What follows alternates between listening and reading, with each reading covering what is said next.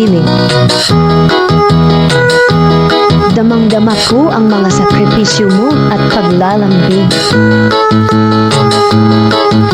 Mga pangungulila natin sa ilang taon na hindi magkakasama, na walang pinanghahawakan maliban na lamang sa tiwala sa isa't isa. Sa mga panahong nais kitang kausapin at masasabi man lang ang aking mga saloobin, na sana'y katabi lang kita palagi. Katulad ng sayang nararanasan natin dati. Totoong para sa hinaharap ang mga ginagawa mo at sa hangaring mapapabuti ang pamumuhay dito sa mundo. Kaya lang bahagyang nasasaktan ang ating mga puso at nagsisimulang magtanong ng mga paano. Paano kaya kung may makikita kang iba at may magpupuno sa iyong mga pangungulila? Paano kaya kung tiwala natin ay mababawasan na at magsisimulang ang bawat isa ay magbidug?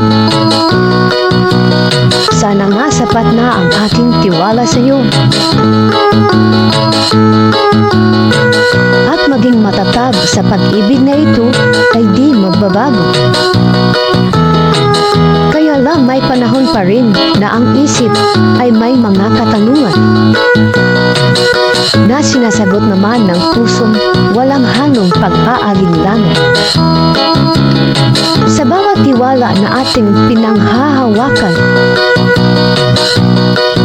sana'y bukas tayo palagi sa mga bagay na dapat pag-uusapan. Lalo na sa mga pagkakataong ang puso'y nabibigatan sa sitwasyon ng ating mundo na kabilaan. Kaya nga sa bawat pamilya ng mga ganitong sitwasyon, maging daan kayo sa mas lalong matatag nilang relasyon. Kayo ang mangunguna sa pagbibigay ng mga payo at suporta at maging sandalan bilang tunay na bahagi ng pamilya. Kaya naman sa muli nating pagkikita, sapat na oras ay mabibigyang pagpapahalaga. Babawiin ang mga oras at mga taon